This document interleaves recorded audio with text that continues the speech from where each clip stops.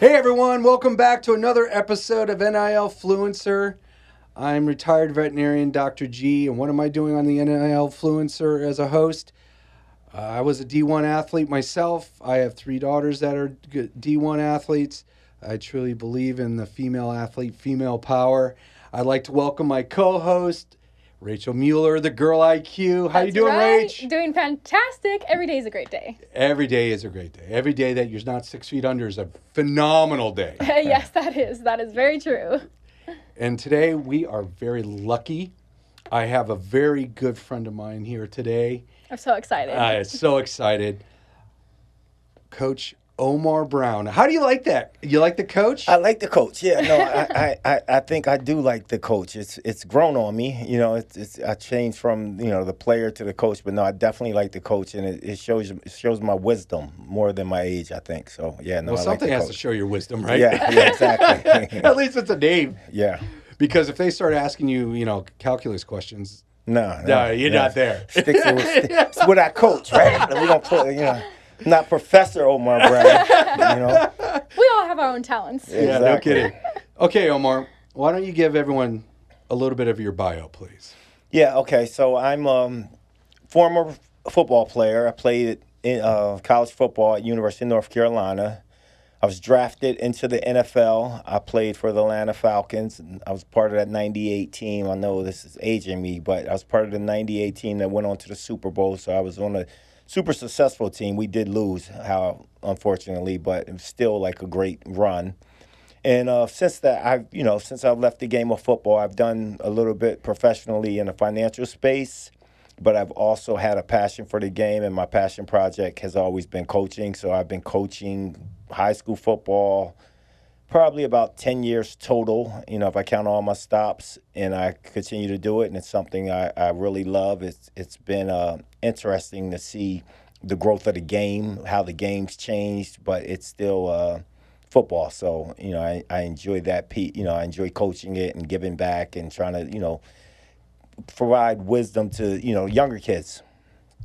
Yeah, wisdom. Lots of wisdom. I mean, and it's more than just wisdom. It's a lot of wisdom you come from because you didn't come from a great background growing up, if I'm not mistaken. No, that's accurate. And it's one of those things where you only know what you know. So, I always tell people, like, although we were unfortunate, when you look at it from the outside looking in, for us, everybody I was around, we were kind of all going through the same stuff. So I never really looked at it like I wasn't coming from a great background. It was the norm. So, but, now, being in the positions I'm in now and seeing some of the challenges we had, especially, me personally as a kid, I know that there was a lot of obstacles that we had to overcome. And, so it's one of those things where it's not unique, but it's also it also was molding in a sense. You know what I mean? It helped me become who I am today. So my question is, what was that point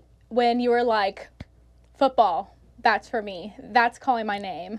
To be honest, I was always good. I was good, like really good. Naturally gifted? I remember, I liked the game. I had an older brother, and he was a little bit into sports. He was a little undisciplined, so he didn't play a lot. But I grew up in a project, and all we did was play sports all the time. And I was Oh, wow. always, one of the best guys out there playing, even when I was playing against the older kids. So I knew early that if I could focus on football and Build use that. it, I could use this as a way to change my scenario, change my situation. How did you stay out of trouble? I would say a lot of it's kind of like when you come from certain environments, when people see you have a gift, they kind of protected me. I would be in situations and guys would even come up to me and be like, hey, you don't want to go there. It's about to go down. You might want to bounce. You know what I mean? And that kind of thing. So that helped. And then I had a coach. I had a high school coach who recently passed away, unfortunately, who was such a blessing to me. He was a funny story. So in sixth grade, growing up, I was in York, Pennsylvania, and I flunked school that year, and that was the year my family situation was getting really crazy. So I moved to Philadelphia And I remember that 6th grade year, my high school coach and principal, my principal's wife was my teacher. And she was always like telling me I'm smart, I'm gifted, I could be different. But when I got in trouble, so when I came back to York in like 10th grade, it was like my high school coach found out, the guy who was the high school, and he came and kind of sought me out and was like, hey, you're back in town. I want you to, focus on trying to play some football. I got just some opportunities for you. And he started kind of letting me know that where it could take me. And that really was when I decided, like, okay, let me lock in here. If I can lock in for these 3 years and do good in football, I can get up out of here. And he was a heavy influence on me. Like, so. I love how you had a support system around you, because it really does come down to who is around you, like having mentors or coaches or just people that really have your back. I also personally, I had a really good mentor, like when it was my senior year in high school, and I had my business teacher. She was like, so like, what college are you going to? And I'm like, oh, I'm not going to college. My mom has, 6 kids. First 3, we couldn't afford it. We didn't go to college. I said, Right. oh, I'm not going to go to college. I'll just probably find an office job or something. And she literally took me by my hand, dragged me to the counselor's office, and she's like, you have way too much potential. You are going to college. And if it wasn't her making, saying, I'm going to help you out. Seeing then that in you, right? literally, I wouldn't have been the first one in my family to graduate with a bachelor's. Awesome. Yes. Mentors it takes people. really help. It mentors, exactly. And that's part of the reason why we're doing this, right? Absolutely. So going back to your high school experience compared to what you see in coaching now, you're coaching in an affluent area. Yes. There's no doubt about it. Orange County, California. We're not going to lie about that. Yes. What are the biggest differences you see in the players out here compared to how you remember growing up? Wow. I think it's become more of a what would I say, a job. I'm coaching at a really competitive high school as well. I coached in Trinity League, and this is like the top of the line high school football in the country. But it's way more of a commitment. The players have to make a bigger commitment to become successful because the talent level, the talent pool is that much greater. And I would just see all the extras that come with it. When we played sports, growing up, it was you played that sport during that season, and typically you move on to the next sport or whatever. Where now it's like, even at a young age, it's something that these kids are seeing as this. I have to lock in 100% into this sport So year in round. order to be successful. Year round, the commitment. I would say all the outside distractions are a lot more. Like just even, I have a 13-year-old son. I would never have any idea of like the guys I was playing against. But because of the internet now, he'll go in and already have an understanding of the guys they're going against. Like, oh man, that guy's the top rated cornerback. I'm like, and it Do you think knowing that affects their mentality and gameplay maybe? Yes, it creates anxiety sometimes.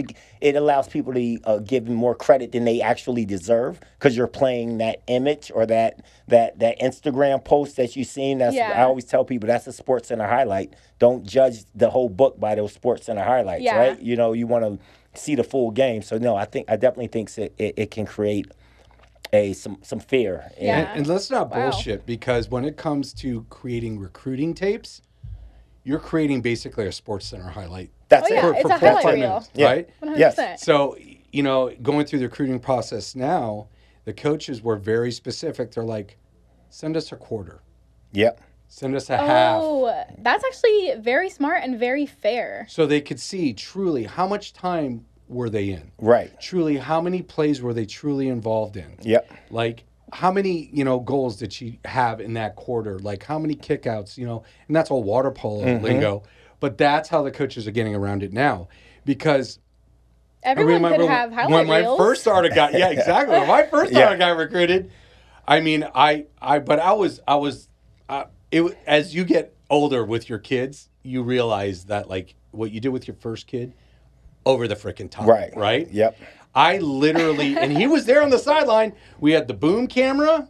I had a camera set up behind the goal because my daughter was a goalie, and I had a one set up right on the goal from the Oh my side. gosh. So the same play I showed from 3 different angles. Right. Oh wow. And Coach Greg Baker, who's probably still today, probably in my opinion, even though Probably the top coach in youth soccer, soccer. easily. history almost. Yeah, at history. Yeah. Yeah.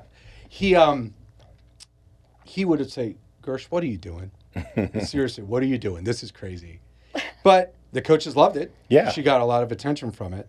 But of course I didn't show the stupid miss that she had, unless it was a good miss. Right. Like, I mean, if it was up in the corner and Yeah. like Hope Solo couldn't even have saved Right. that ball, that's going in the highlight film because at least it showed her putting the Trying, effort in. yeah. Getting in the right angles, understanding Exactly. how Yeah. to, especially a position like that, right? There's so Right. much nuance to it. It's not just what you saving the ball all the time. So with what you're saying now, what do you tell your players that are talented? Because it takes more than talent to get recruited. Yes, and I tell them to understand that they're a brand, right? You have to. The sooner you realize you're a brand and your business is your body, is the quicker you'll realize how you can make that go long term, or how you can create that, get that to the next level, right? You got everything you do, physically put into your body, the work you put in. This is your business, right? So when you have a business, you want to make sure you do the best things for it.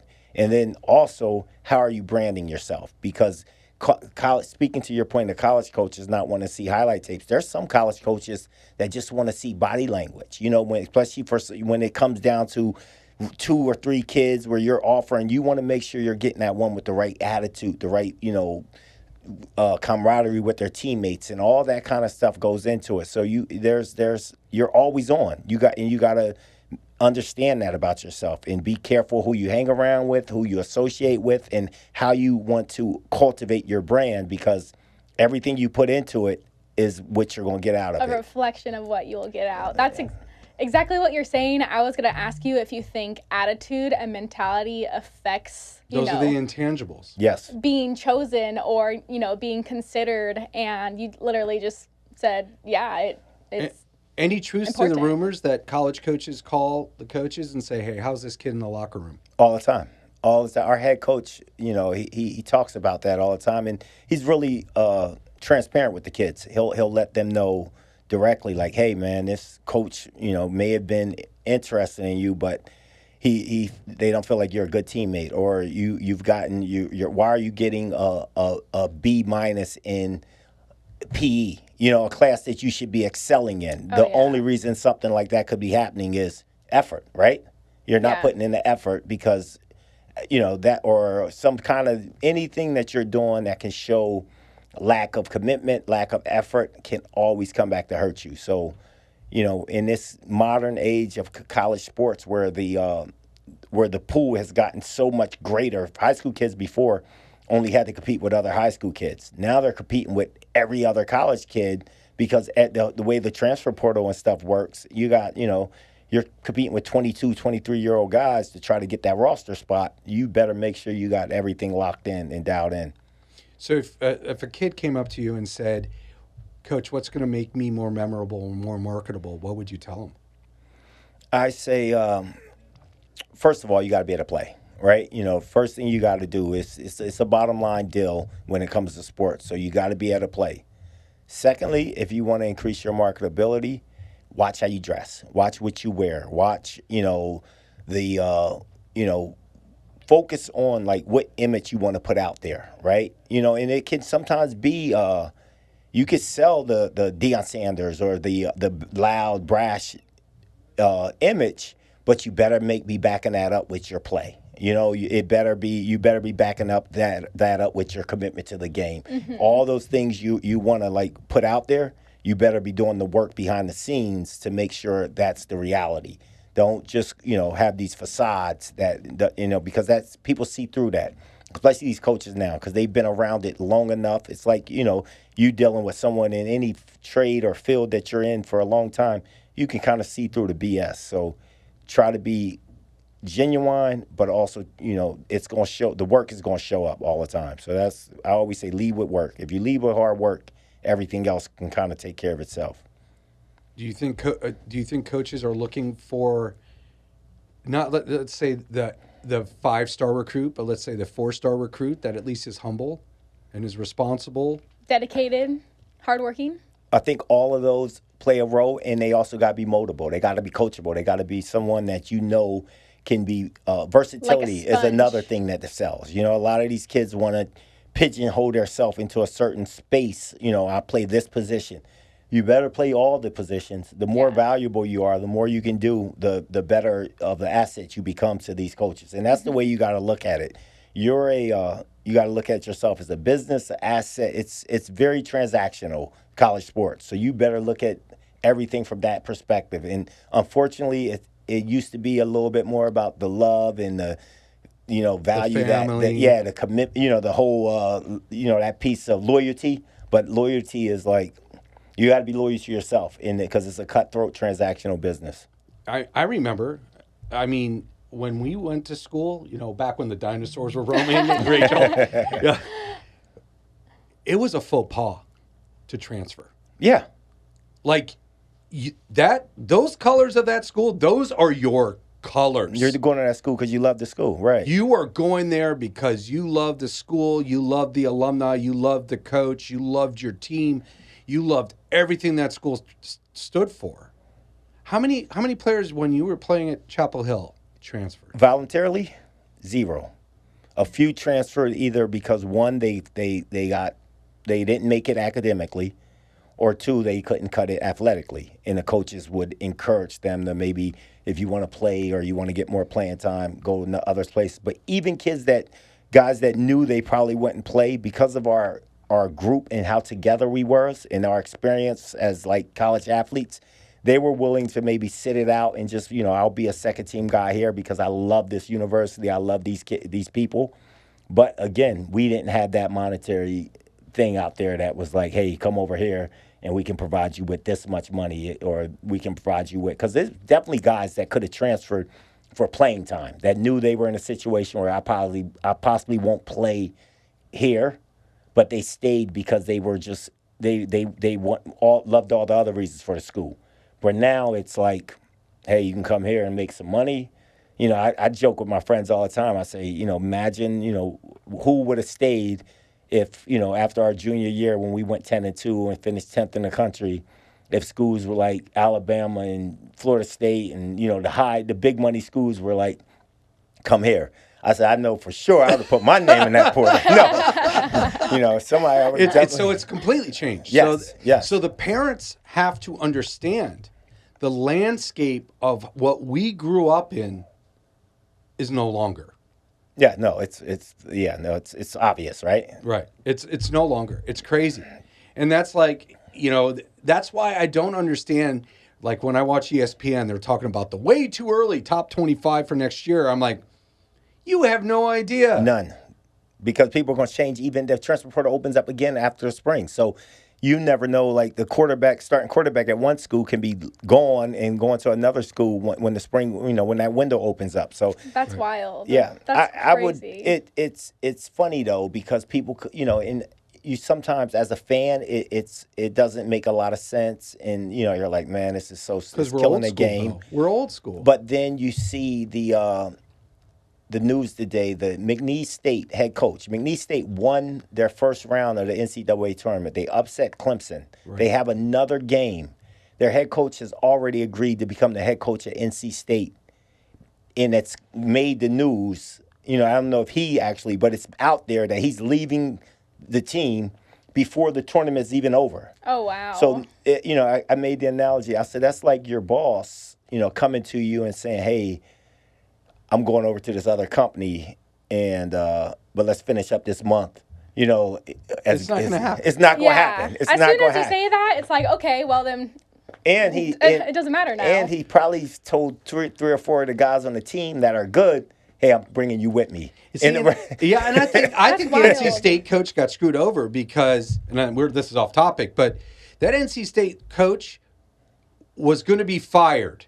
Right. Last year. Mm-hmm. But guess what? He won his last 10 games. He made it to the tournament, and then they made the Final Four, right. And they're all like, oh, yeah, we'll keep you on. And they kept him for what? 10 months. Yeah, no, it's it's transactional, Gersh. Because he didn't get because his good players, guess what? Follow the money. They're like, oh, you're a Final Four team. Let's come, and they left. Yeah, so even the coaching security isn't there. Like, No. I knew my swim coach, and I knew was going to be there forever. Even college football coaches now. Yep. Yeah, no, the minute. So would you say 100% loyalty is definitely, there's less loyalty now in the space? Yeah, because there's no loyalty. money?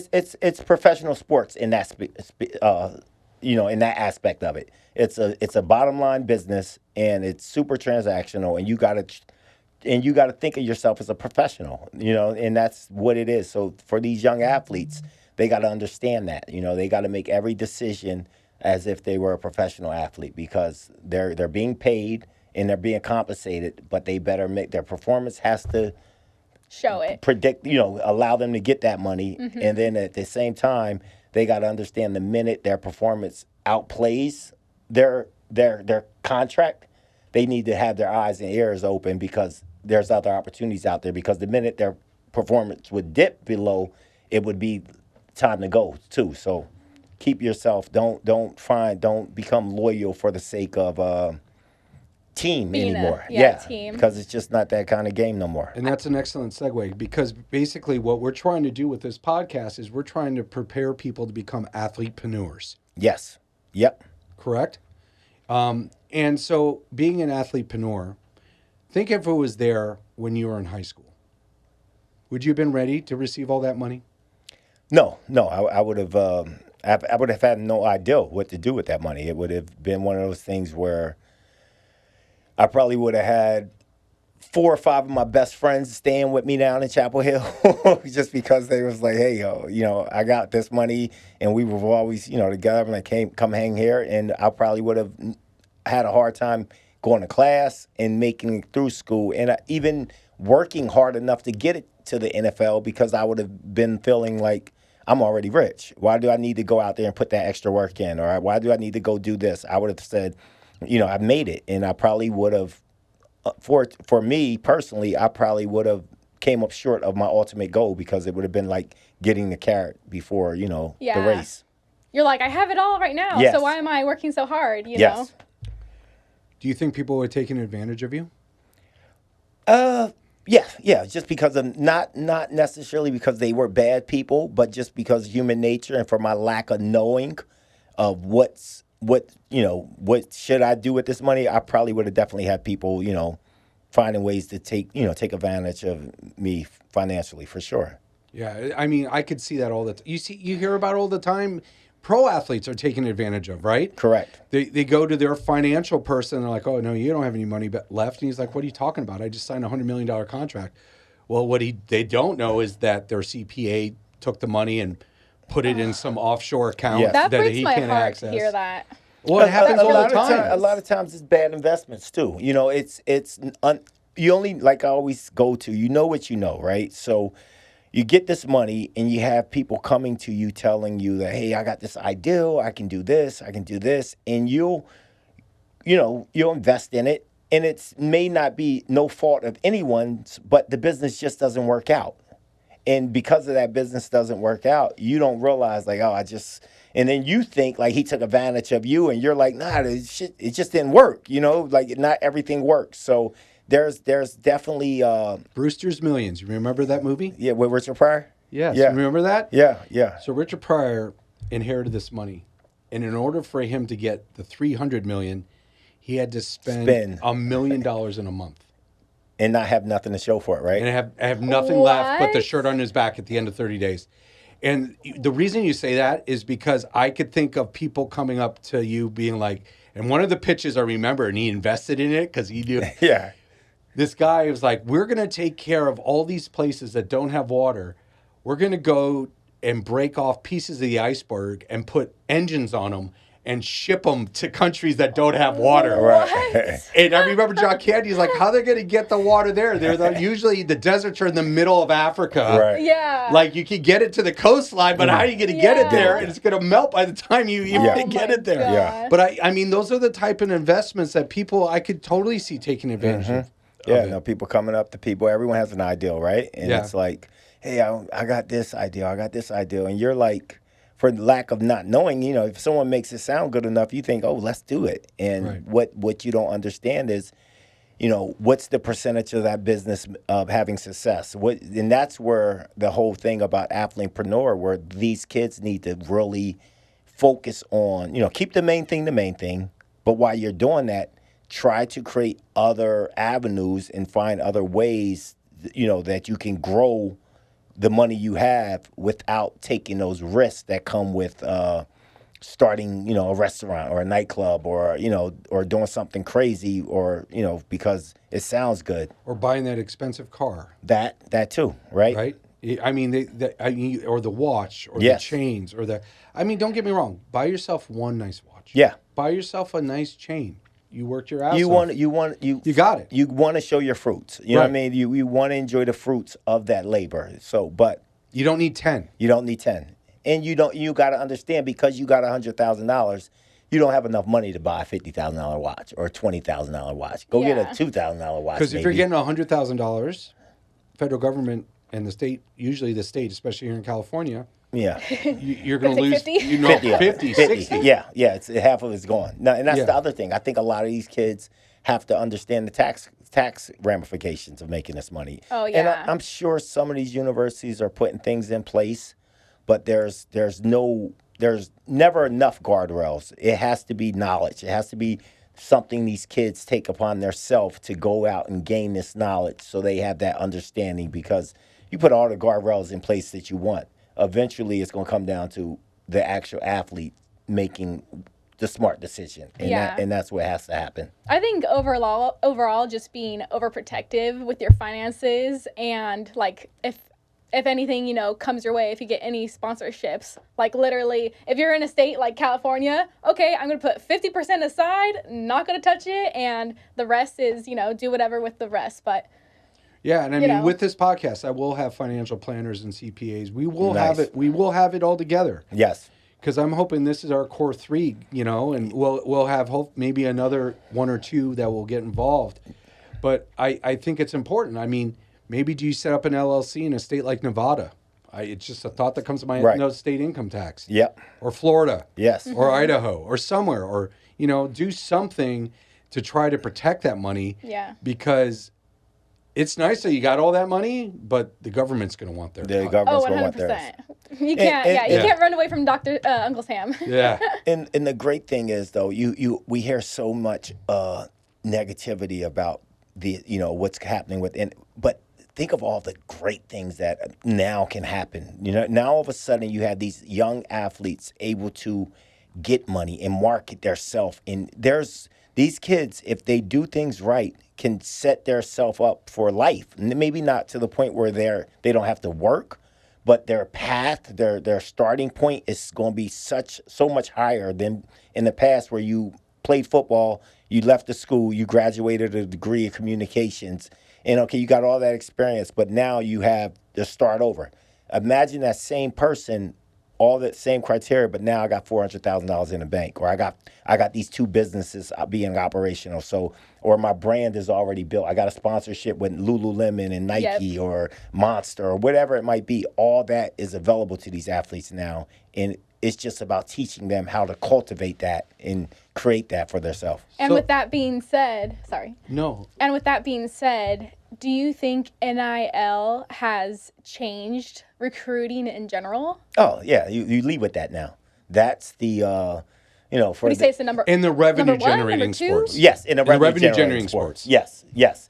Football, basketball, and now that they have the profit sharing model, it's literally contract negotiations is what you lead with, right? You lead with, you come here and we can get you $500,000. You know what I mean? And then that's your starting point. Once you get that number from one school, every other school that talks to you, you're like, well, This is offer my me, base, Yeah, yep. they offered me $500,000. What are you going to offer me? So it's definitely for your top high end athletes. That's it. Now for the rest, they have some other things that go into it. But your 4-star, 5-star guys, they lead with I think they lead with financial, what they can do for you financially. How do you think NIL would apply to, like, let me see. If NIL, I guess NIL today how would that be if it was applied to when you were in, if you were in football? Like, it's like, okay, NIL is us partnering with, brands and getting these opportunities. Is there any equivalent of NIL back in your day? No, not. It was not, called the death sentence for football programs. Yeah, no, it was. I would say it was probably getting me to the NFL. So when I looked at colleges as far as being recruited, I looked at colleges that, okay, my ultimate goal was the NFL. What colleges are putting guys into the NFL? So that was the measure of, okay, or how well are they doing, like, every year. Like, for instance, Penn State was a really good program. When I think my freshman year, they recruited me probably harder than any other school because it was my local. I was from Pennsylvania, had a couple kids from my high school already at Penn State, so it was kind of like naturally you go to Penn State. And I think my freshman year in college, Penn State went 12-0. Wow. And we were like 7-5 in North Carolina. I was like, did I pick the right place? But it was definitely, the thing you thought about. But that year, North Carolina also won the Peach Bowl. I remember watching. So my year I'm coming out, North Carolina and Penn State did about the same. North Carolina won the Peach Bowl. I remember watching the game, and they were swinging. It just looked fun. I was like, man, that looks like a really good, fun environment. But it definitely was. That would be the equivalent of NIL now. Now NIL, I think kids want success, and typically the most successful schools have the best NIL money. But I guarantee you, if a school like Texas A&M, for instance, they're not the most successful, but they always show up with a top recruiting class because they come with the bag. They got the funds. Yeah, yes. They got the bag. Yes, they Oklahoma State and Boone Pickens, oil money, dude. I mean, yes, it's crazy. When Omar and I were in school, and you were on a full ride, you couldn't even have a job. You couldn't even work. That's crazy. Yeah, no, really. It was literally one of those things where you were broke. All your basic necessities was taken care of, but I couldn't even pay. I didn't even have money to take a girl out on a date.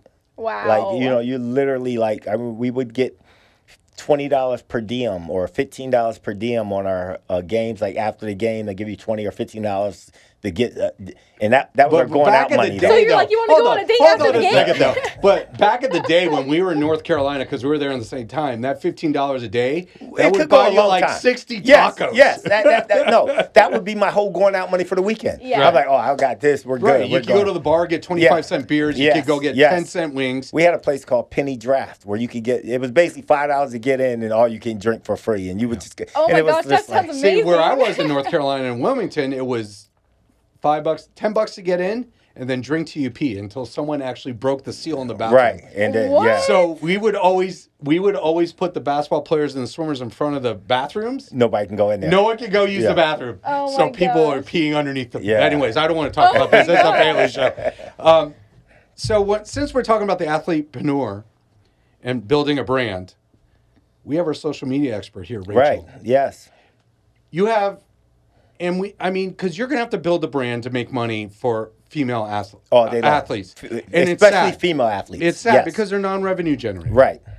If you have a 15, 16, 17-year-old come up to you now, what are the basics you would tell them, hey, I need to build a brand? Oh, start posting content. Start, putting yourself out there. It's scary. That's the part with girls. How do you encourage? It's scary. Like I've told Gersh so many times, people are gonna hate you, then they're gonna judge you. They're gonna hate you. They're gonna judge you, and then they're gonna love you. Whenever you start out, you're gonna receive backlash or people saying, oh, this is like, they're trying to be an influencer. Mm-hmm. But you literally just have to do it and not care about what other people say. And it's so scary. I was in the same boat. I had 0 followers. I had 1 follower as well. I started from 0. Right. Everyone starts from 0. And it's like, when you do this, you just got to have the intent of where you want to go and the goal, but whatever you do, make sure 100% you are passionate about it. Because if you are not passionate about it, if you are doing it for the wrong reasons, if you don't even like what you're doing, then at some point when you're completely burnt out, you're just gonna stop and give it away. And just walk away from it, right? Yeah, I don't even like doing this. This makes me unhappy. It has to be in your heart, you know. I want to be a D1 athlete. That's what I want to do, you know, for the rest of my life, and I want to set myself up. That's your goal. That's your mentality. So you will never want to give up on your dreams, on your goals, Right. you know?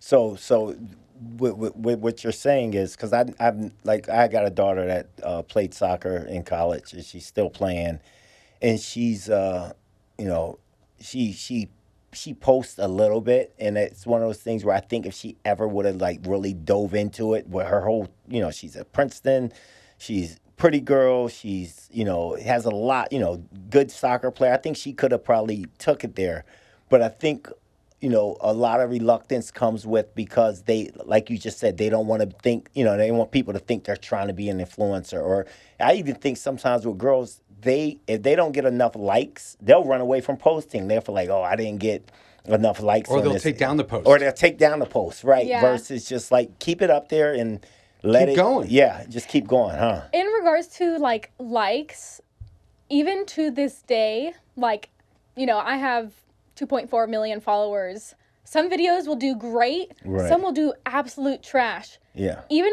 if I have a video, let's say that doesn't even hit, let's say 1,000 views, I'm still going to keep it up. You know why? I spent time and effort, and I made a video that I really, really like. There was a purpose behind it. There was a purpose behind it. I'm Right. not going to take it down. Yeah. The views that I'm getting, that's just the algorithm, you know? Yeah. There's different algorithms. You got Right. Facebook, Instagram, YouTube, Dr. TikTok, Algo, man. Yeah. Snapchat, YouTube. It's like, So like, for example, one post that I recently did, it like got, let's say, 10,000 views on one platform.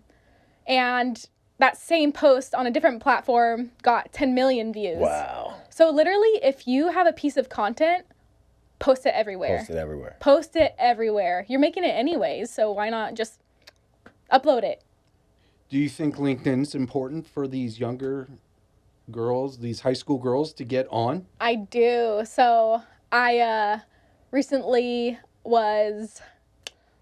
I was like, actually, I signed an NDA. I was in an anonymous survey group, and one of the things that popped up was the power of LinkedIn and Wow. how it's kind of slept on right now. Yeah, I'm sure. So I think, Well, because if you're doing athletepreneur, that's the best way, I would think, to hit corps. yeah. Yep. No. Organizations, corporations, nonprofits. yep.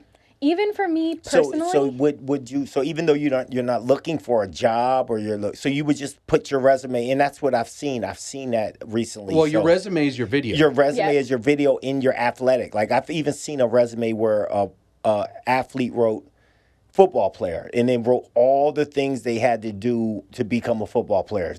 This many, you know, much time in the weight room. Had to Oh, have the wow. ability to do this. You know, it's from because there's a lot of thought. People don't think it's just like you just playing a sport. There's so much work that training, comes, and then yeah. the thought that, you know, having to analyze defenses and do this Oof. and that and all that. Yeah, So, the video. yeah. Like, even when you go home. Yes. Yes. Even when you go home, you're still watching video. Yeah. No, and all that's part of like that moves to the corporate space, right? When you go in to take a real job, you're going to have to do all that kind of same stuff. So show how you've done these things that are required from a corporate job in your sport. I think that would be, I can see where LinkedIn can play a huge role. for me personally, I post 6 days a week on LinkedIn. That's Wow. my posting schedule. I post 6 days in general on Yep. all platforms. I have a Chick-fil-A schedule, so I have Sundays Nice. off. But I'm posting my content on LinkedIn. Oh, but I'm not looking for a job. I'm not trying to do that.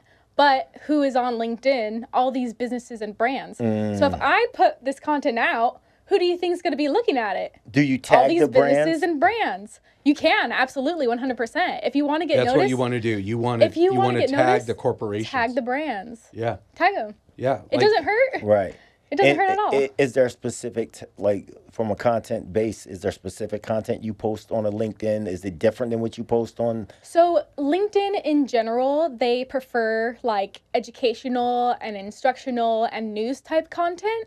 Okay. Me personally, I do life hacks. So my Nice. hacks like educate, you They know. everywhere, yes. So that's kind of like my educational news content that I'm sharing with them. Nice. But Nice. if you're a creator of any type, I say post on LinkedIn. How would you think how would an athlete post on LinkedIn?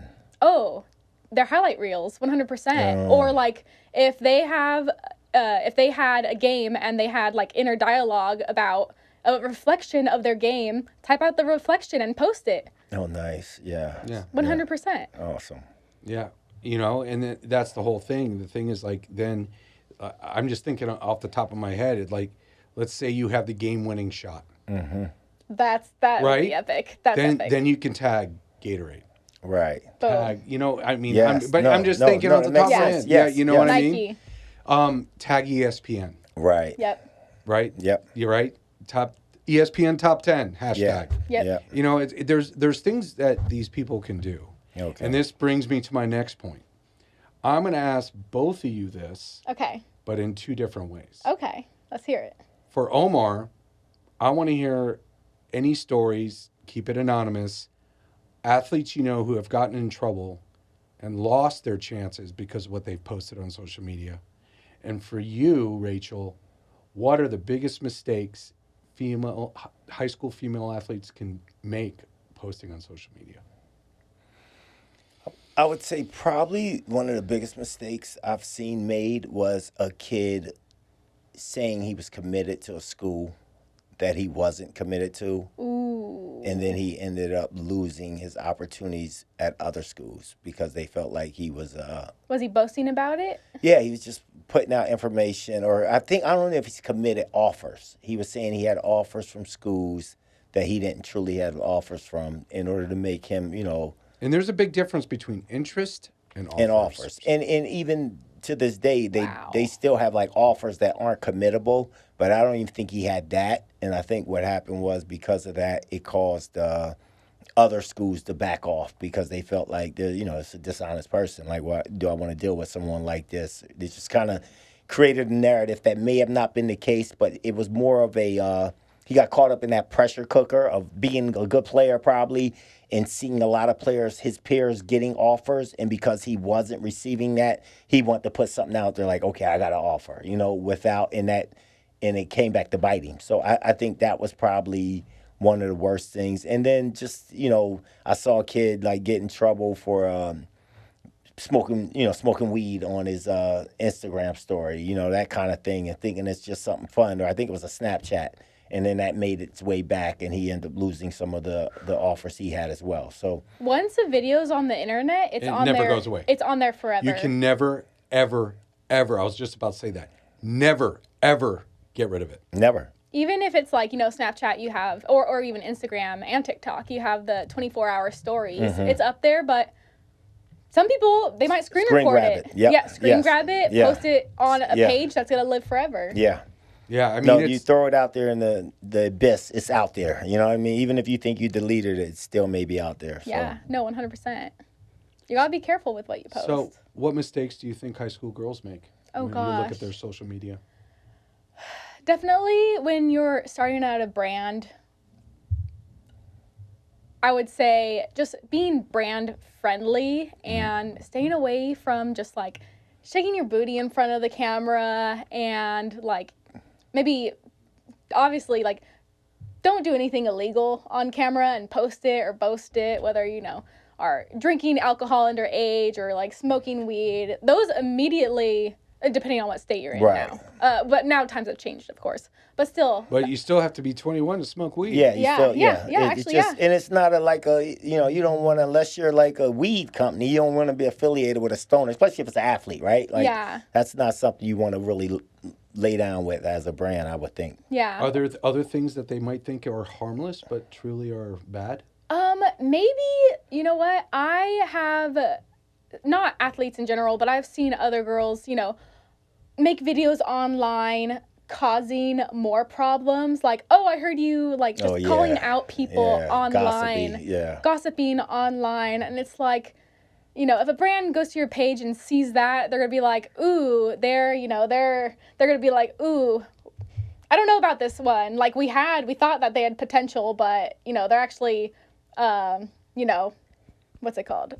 Knocking, just like rubbing, I'm forgetting the term, but they're just butting heads. Yeah, butting heads. Poking the bear. Yeah, they're poking the belly of the bear. They're butting heads with everyone. So it's like, you know, just, I would say like. Because college coaches don't want drama. No. They do not want drama. Well, brands don't want drama either. Right. Brands don't want to work with an influencer that, you know, just puts out hate for the views. Because if you do a hate video, more than likely it will get a lot of views. Because that does sell. Because it does sell. It's anything you kind of go against the, you know, mainstream, and you know, I see people doing that purposely to create themselves a niche. You know, they want to just be antagonists. They're stirring the pot for the views, and it's like, if you're trying to, you know, just build a good quality brand and get, you know, these deals and opportunities, scholarships, NIL, you know, you can't be doing that stuff. You can't.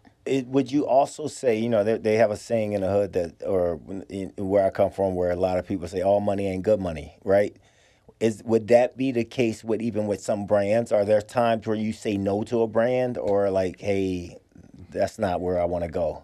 Yes, 100%. So I actually had a deal, an offer, and I already told you this story, but recently I had an offer presented to me, and it was a lot of money, probably it was like, you know, a $20,000. Really sweet deal, right? Really, $20,000 deal, and I was like, dang, that's a lot of money, like, for one deal. And I was thinking about it, and it'd be like consistently, like, you know, month to month. Nice. And it took me a full week to think about it. I was like, man, but I ended up turning down the deal because I did not align with the brand. I did not align with, not that I didn't align with it, but I didn't have the knowledge of it and what they did and what they do.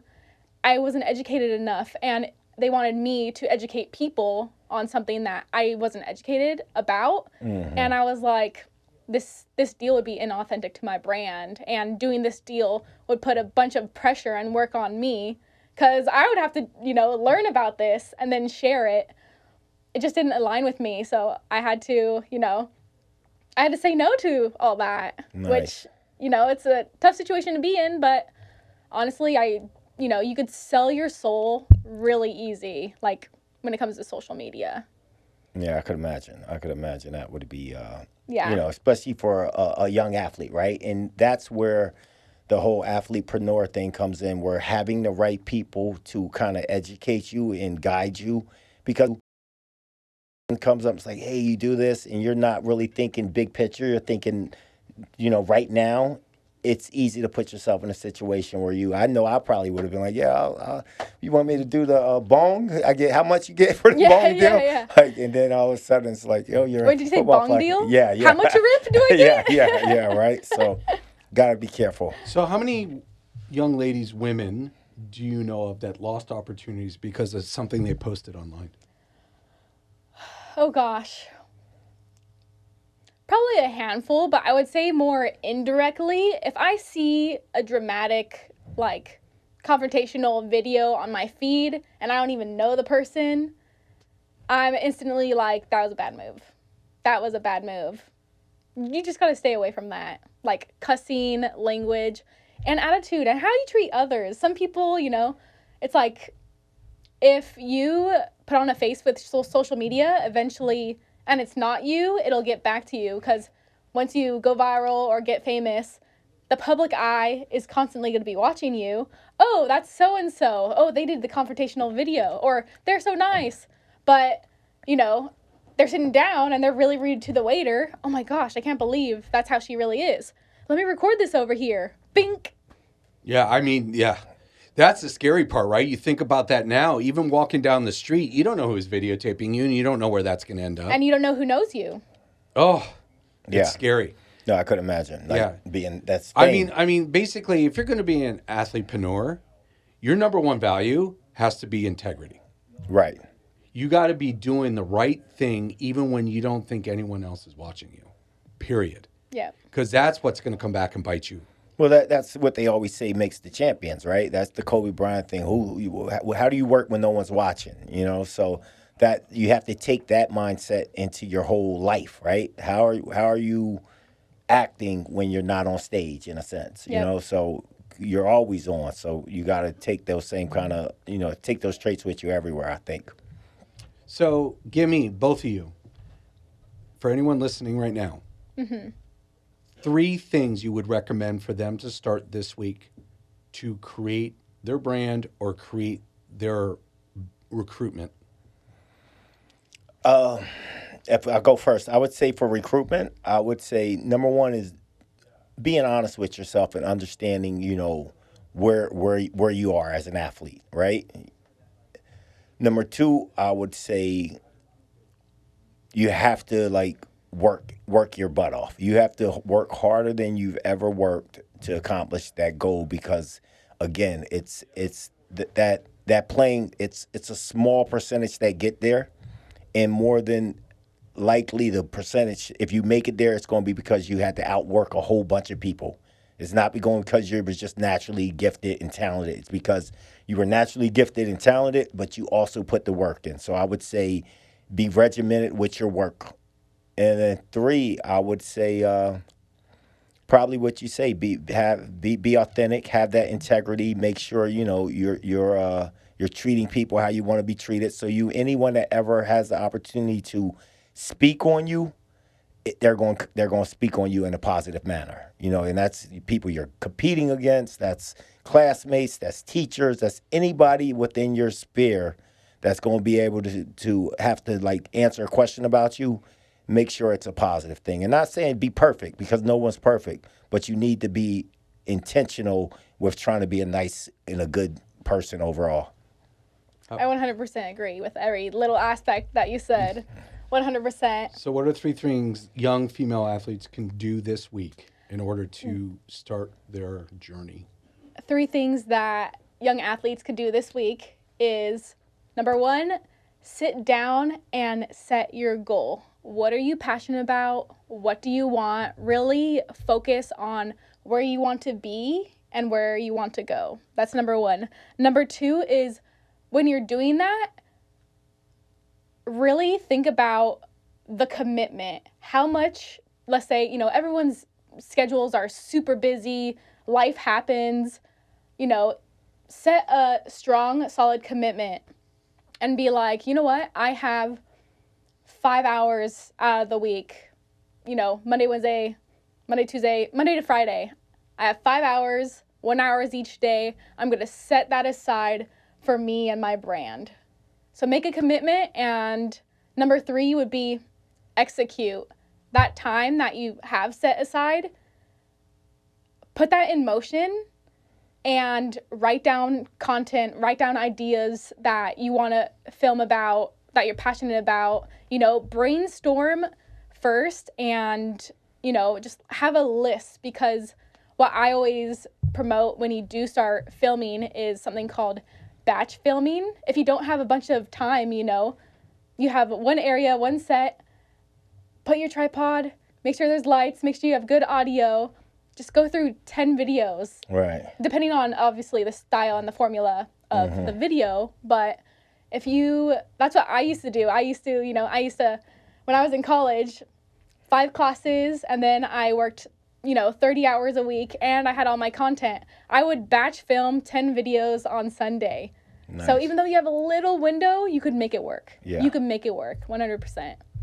So you be intentional with it, right? Yep. You go execute. For it. Be intentional. I agree. Be consistent and be committed.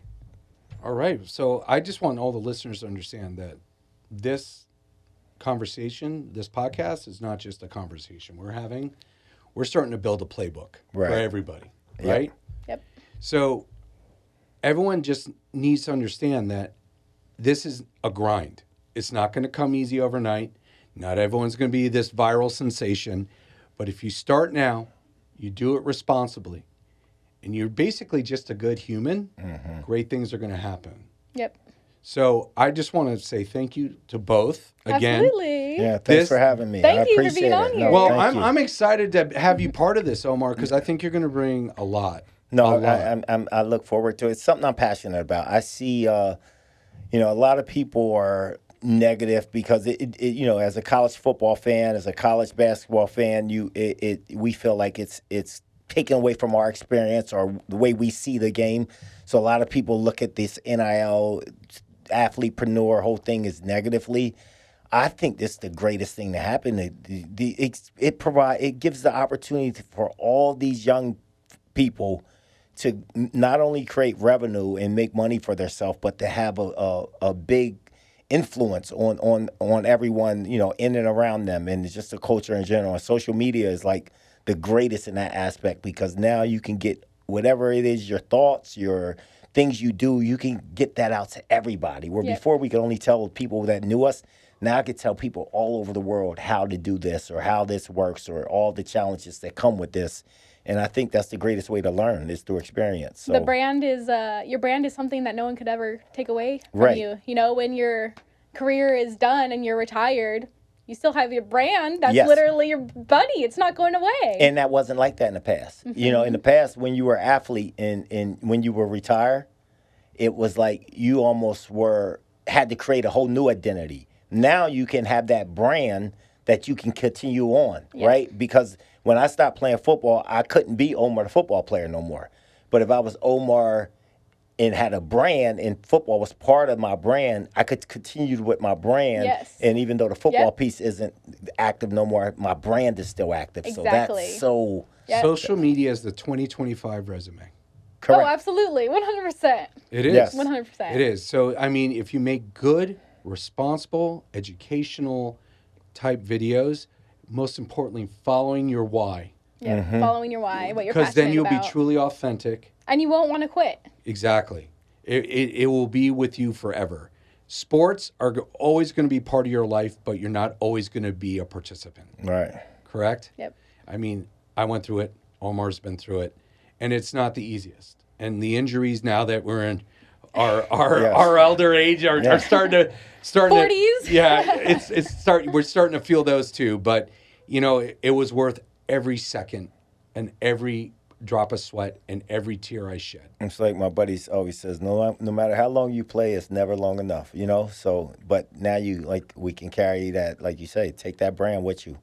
That's going to be life. I'm going to be 78 years old and still have my little brand and who I am and all that. Good. And it can be documented, right? You can go back and see it like, oh, yeah, I remember, yeah. So, And that's to all the awesome. Love listeners, that. remember, we are on Skool, skool.com, Skool.com. NILfluencer is Yep. our page name. We're going to start a community. We're going to have great guests on. We're going to go live on Zooms. Please make sure you check us out there as well. Everyone, thank you so much for being here. We'll Thank see you you. all next time. Thank you for having me.